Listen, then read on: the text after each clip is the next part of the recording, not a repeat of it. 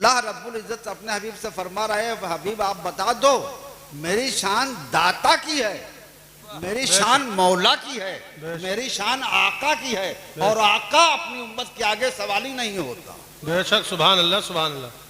मौला अपनी उम्मत से सवाल ही नहीं होता। मुझे तुमसे कुछ न चाहिए, बेशक, मुझे तुमसे कुछ भी न चाहिए।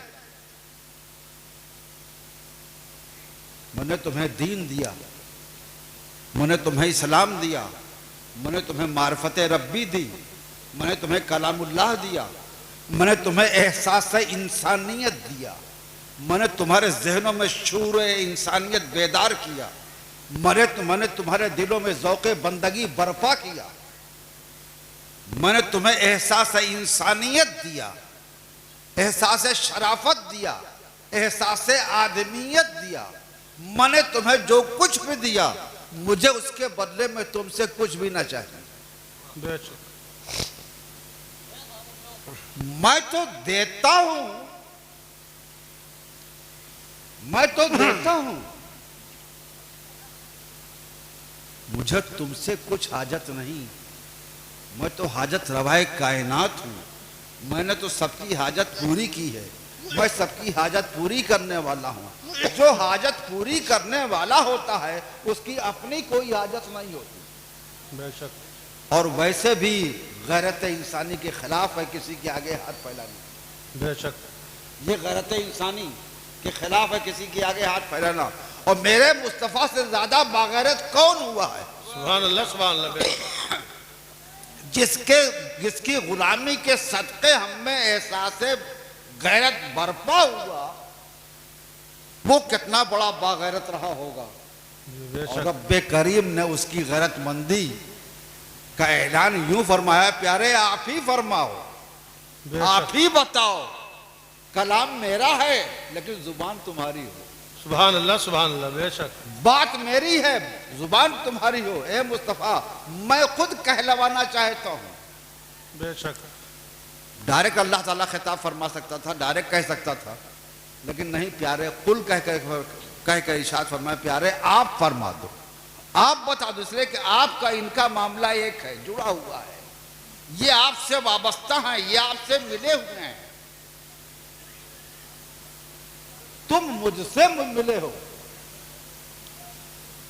मैं तुमसे मिला हूं, और ये तुमसे मिले। बेशक, दोनों में फर्क है, फासला है। हबीब आप फरमा दो इनसे, मुझे तुमसे कुछ भी ना चाहिए, इल्लल मुवद्दता फिल कुर्बा। चाहिए तो नहीं, सवाल तो नहीं है। अगर तुम चाहो कि अपने मुस्तफ़ा के लिए, अपने प्यारे हबीब की खुशी के लिए हम कुछ करें, तुम्हारी मंशा हो, तुम्हारी ख्वाहिश हो, तुम्हारी तबीयत हो, तुम्हारी आरज़ू हो, तुम्हारा अरमान हो कि अपने हबीब के लिए, अपने हबीब की बारगाह में कुछ पेश करें, जैसा सहाबा कराम की आदत थी, बारगाह रसूलत में अपने नजराने अकीदत पेश किया करते। तो अगर तुम्हें पेश ही करना है तो मुझे न चाहिए, मुझे तो वैसे भी न चाहिए, बस तुम इतना करो कि मेरी आल से मोहब्बत कर लो। सुभान अल्लाह, सुभान अल्लाह। बेशक, मुझे न दो, मुझे चाहिए भी नहीं, तुम चाहो तो इतना कर लो कि मेरी आल से मोहब्बत करो। बेशक, और ये अल्लाह ताला कहलवा रहा है अपने हबीब से, ए हबीब आप फरमाओ कि मेरी आल से, ए लोगो, ए दुनिया वालों, ए मेरी उम्मत के लोगों, तुम मोहब्बत कर लो। आप बताओ,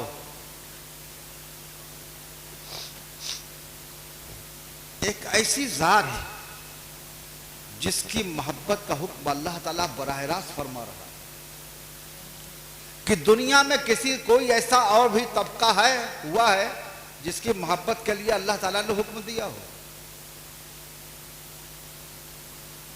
अल्लाह ताला ने वो कौन सा तबका दुनिया में हुआ कि जिसकी मोहब्बत का खुद बराह रास्त हुक्म दिया हो? वो कोई दुनिया में ऐसा तबका नहीं है, ऐसा मुबारक और मसूद तबका नहीं है सिवाय आले रसूल। मोहब्बत नहीं करेंगे तो सिर्फ कलमे तैयबा पढ़ना काफी नहीं होगा। बेशक आप सोचें, आज एक अजीब सा माहौल बन गया है। पहले मैं वहाबियत ही को समझता था कि एक तबका है कि सिर्फ रसूलुल्लाह का कलमा पढ़ते हैं बस, और कुछ नहीं जानते इसके आगे, और किसी को कुछ नहीं समझते। लेकिन अब एक तबका ऐसा भी पैदा हो गया है कि रसूलुल्लाह का कलमा तो पढ़ते हैं लेकिन आले रसूल से बुग़्ज़ रखते हैं जी। और ये तबका वहाबियों में नहीं हुआ, हमारे अहले सुन्नत वल जमात में का ये अलमिया है कि ये तबका पैदा भी हुआ है तो अहले सुन्नत वल जमात में कि आले रसूल के मुकाबले में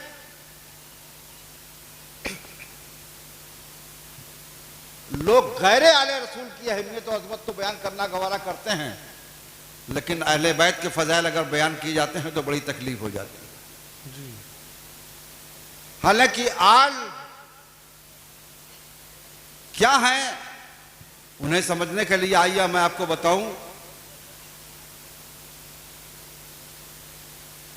जिन्हें ज़िल कुर्बा कहा गया है।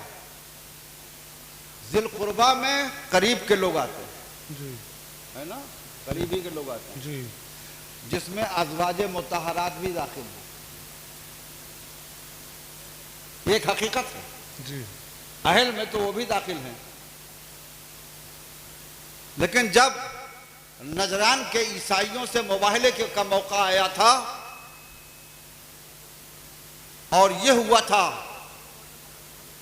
कि तुम अपने घर वालों को बुलाओ, हम अपने घर वालों को बुलाते हैं,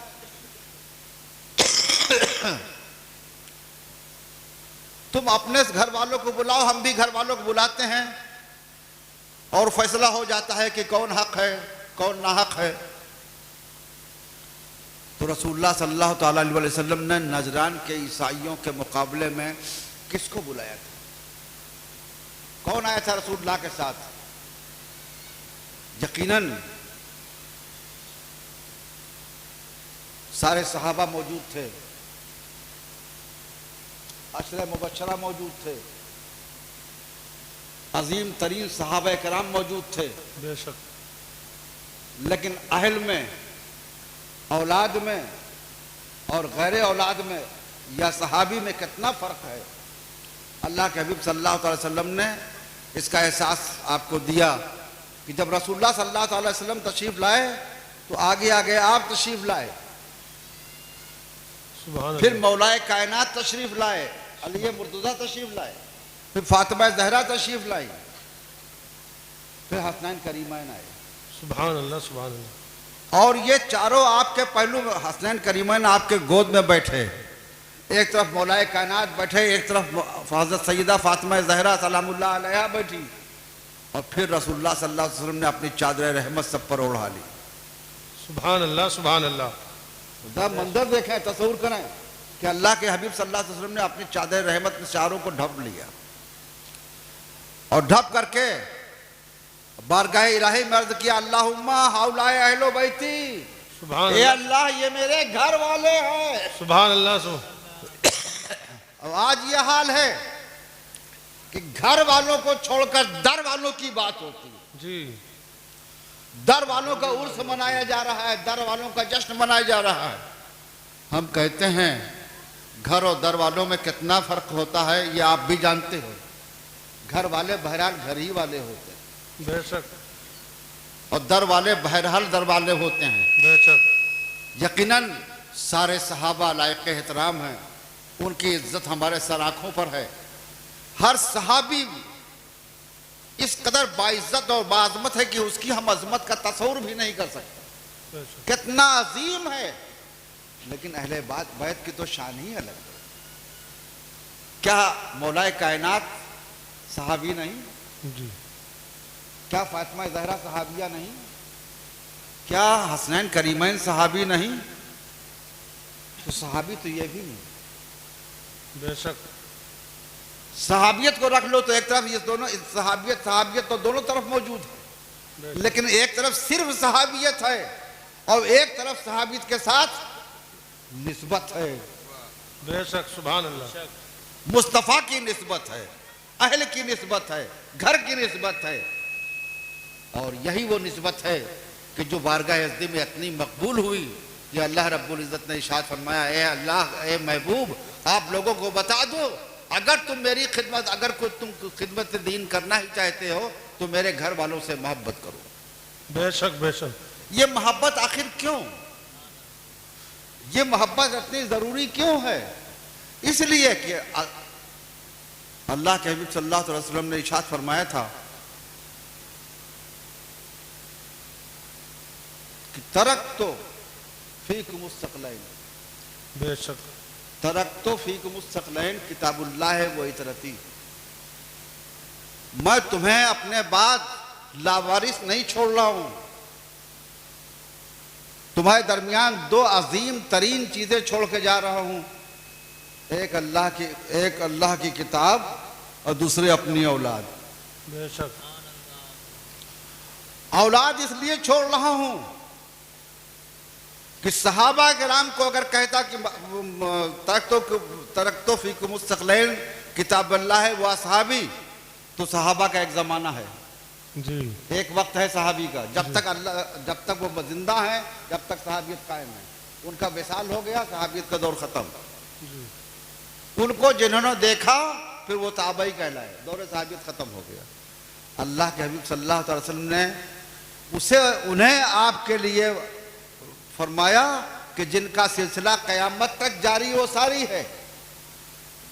हसनैन करीमैन के हवाले किया और हसनैन करीमैन से सरकार गौसुल आजम भी हुए, ख्वाजा करीम नवाज भी हुए, सुभान अल्लाह, सुभान। मखदूम अशरफ जहांगीर सिमनानी भी हुए।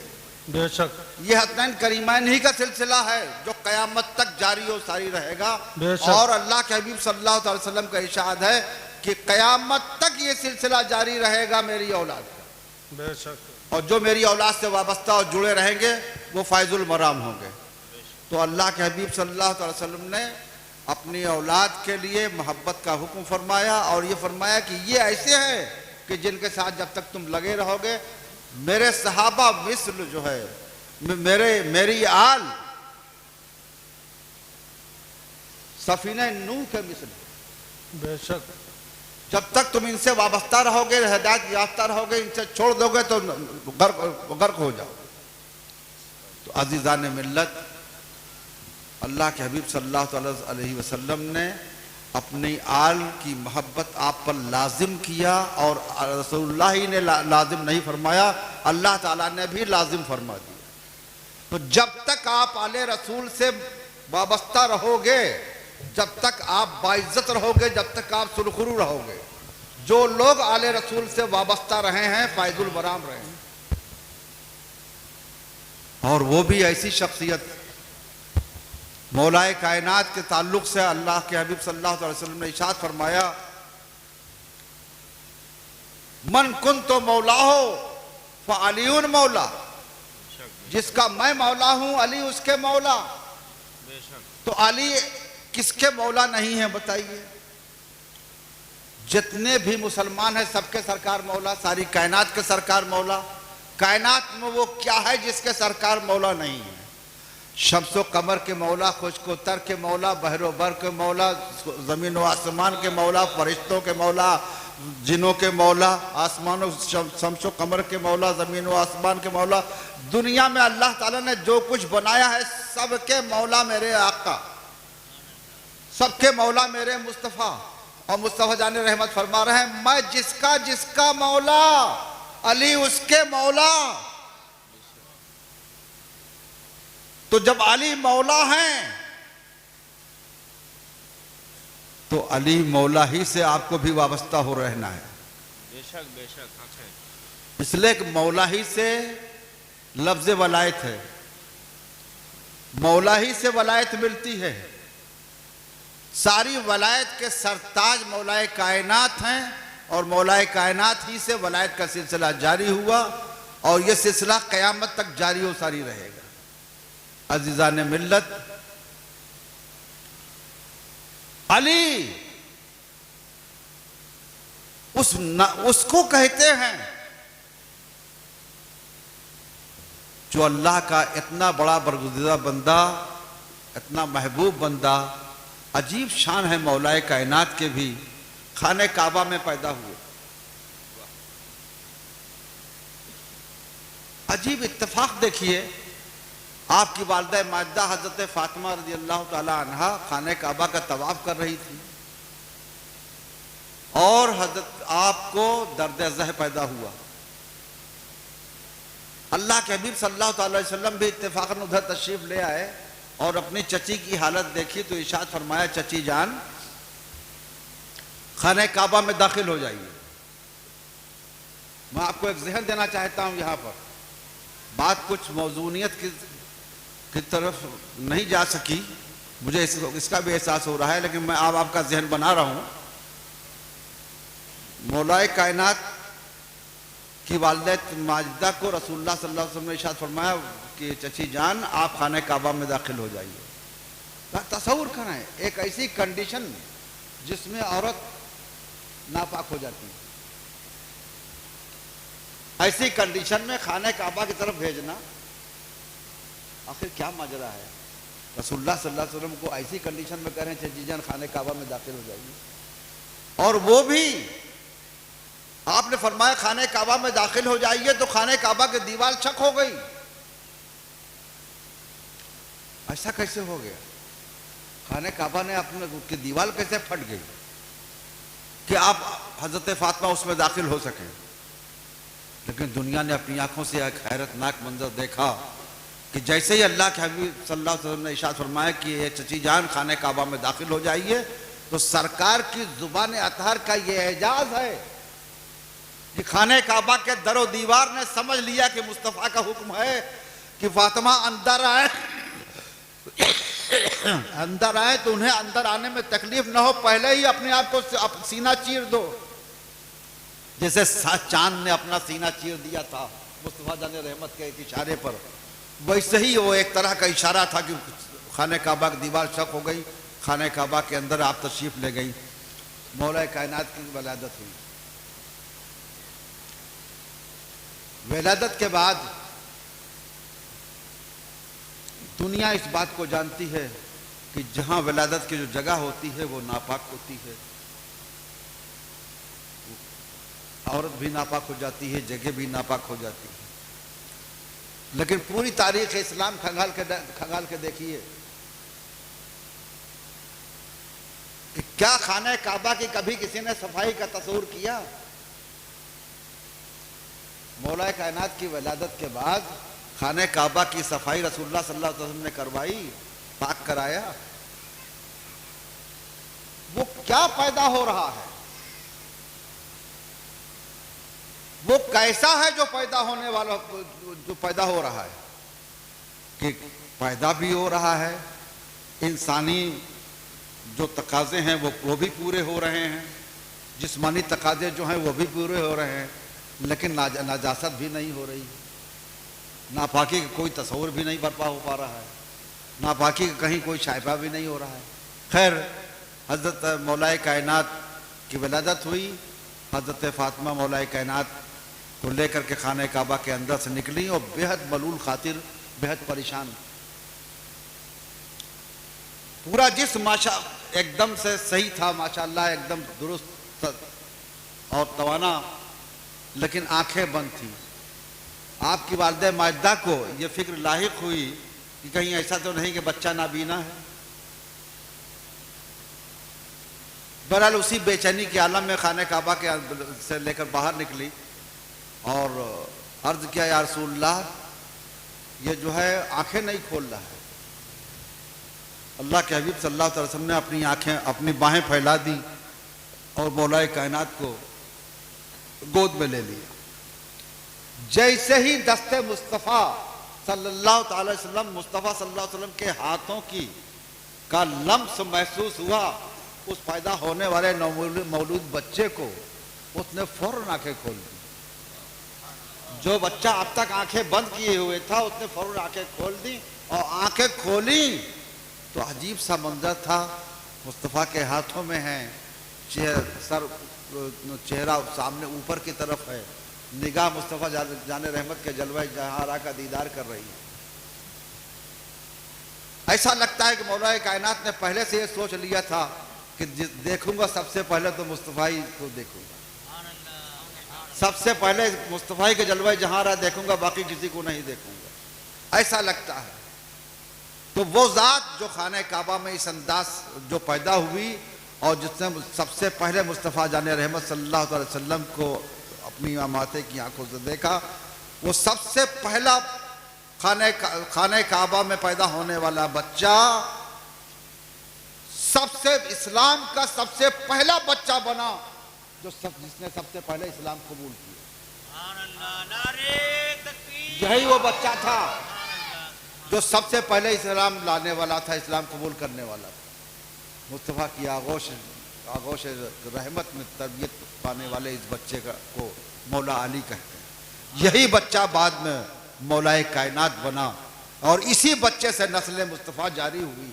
यही बच्चा हसनैन करीमैन का वालिद गिरामी बना। इसी बच्चे से वलायत का सिलसिला जारी हुआ। इसी बच्चे से ये बच्चा सब में मुमताज हुआ। सारे सहाबा अपनी शान और अजमतों के साथ एक तरफ, मौलाए कायनात की अजमतें एक तरफ, मौलाए कायनात की अजमतें एक तरफ। किसी भी सहाबी की इस कदर तारीफ और तौसीफ मेरे रसूल सल्लल्लाहु अलैहि वसल्लम ने नहीं की है जितनी तारीफ और तौसीफ और जितनी सना अल्लाह के हबीब सल्लल्लाहु अलैहि वसल्लम ने मौला अली की खुद बयान फरमाई। अब इससे बढ़कर और क्या हो सकता है कि खुद अपने बाद ये फरमाएं कि जिसका जिसका मैं मौला उसका उसके अली मौला।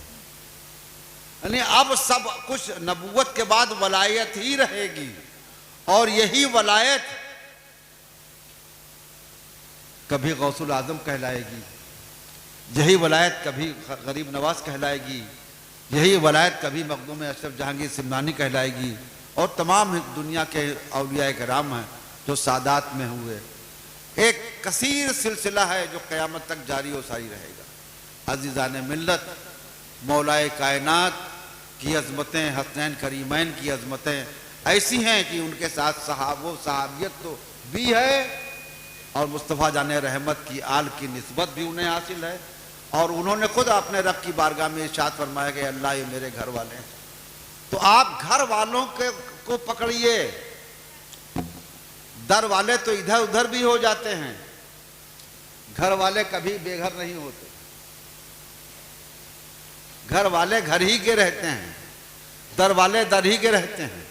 लेकिन ऐसा भी कभी कभार होता है कि दर वाले घर वालों की तरह से बन जाते हैं। लेकिन उसके लिए वो दिल चाहिए, वो जज्बा चाहिए, वो तड़प चाहिए, वो एहसास चाहिए। जैसी तड़प हजरत सिद्दीक अकबर के सीने में थी कि गारे सोर में क्या जज्बा इसार था, क्या जज्बा कुर्बानी था। अल्लाह के हबीब सल्लल्लाहु अलैहि वसल्लम को रोका, उन्होंने या रसूलल्लाह आप ठहर जाइए, तवक्कुफ फरमाइए, मैं पहले गार को देख लेता हूं और फिर आप तशरीफ ले जाते हैं, ले जाएं। हजरत सिद्दीक अकबर ने पूरे गार को साफ किया ताकि वो इस लायक हो जाए कि अल्लाह के हबीब वहां तशरीफ रखें।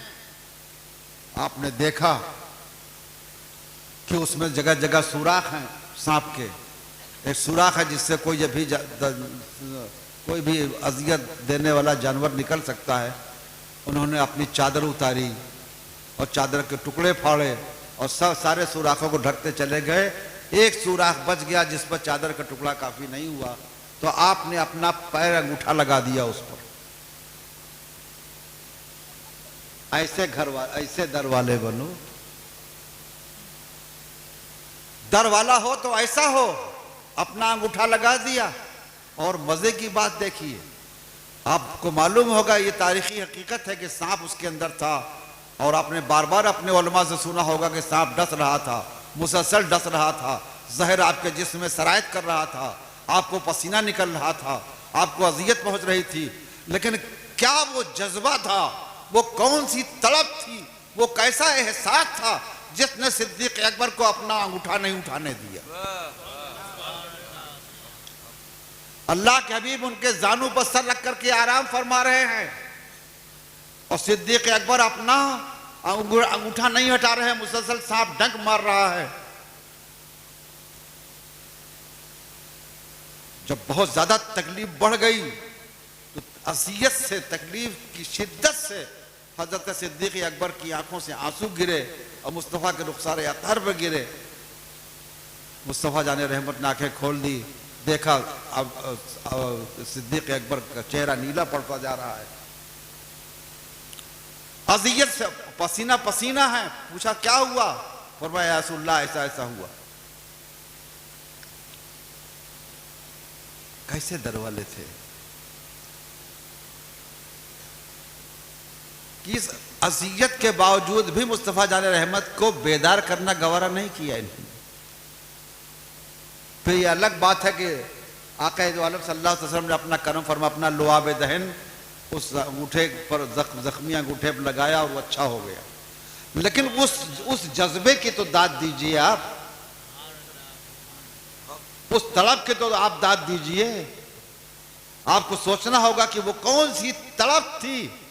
हजरत सैयदना ओवैस करनी इश्क़ मुस्तफ़ा में अपने शब रोज सर्फ कर रहे हैं, चाहे तो बारगाह मुस्तफ़ा में हाजिर होकर के और दीदार से मुशर्रफ हो सकते हैं, लेकिन नहीं आ रहे हैं कि उन्हें हुक्म रिसालत उन तक पहुंच चुका है कि ज़ईफ माँ को छोड़ के ना आना। दिल तड़प रहा है, बेचैन है, गिरियाजारी कर रहे हैं, रो रहे हैं, लेकिन हुक्म रसूल से सरताबी नहीं कर रहे हैं। ऐसे दरवाले बने।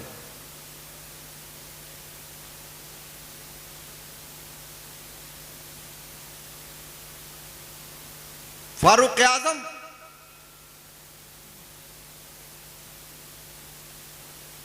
ने अपना सब कुछ कुर्बान किया मुस्तफ़ा जाने रहमत पर। हजरत सुहैब को देखो, इश्क़ मुस्तफ़ा में सूली पर चढ़े जा रहे हैं। हजरत बिलाल हबशी को देखो, कोड़े पे कोड़े खा रहे हैं। ऐसे दरवाले जब बनते हैं, जब इंसान ऐसा दरवाला बनता है तो मुसलमानों के सर का ताज बन जाता है। उसे इश्क़ रसूल की मेराज हासिल होती है, इश्क़ रसूल की मेराज हासिल हो जाती है। और घर वाला तो बहरहाल घर वाला रहता ही है, ऐसा घर वाला कि जिसके हवाले मुस्तफ़ा ने किया था, उसने मैदान करबला में अपना सब कुछ उम्मत पर कुर्बान कर दिया। न मासूम बच्चे का बचपन देखा, न जवान बेटे की जवानी देखी, न अपने भतीजे की जवानी देखी, न भांजे की जवानी देखी, न अपने भाई का कटता हुआ बाजू देखा, कुछ भी नहीं देखा।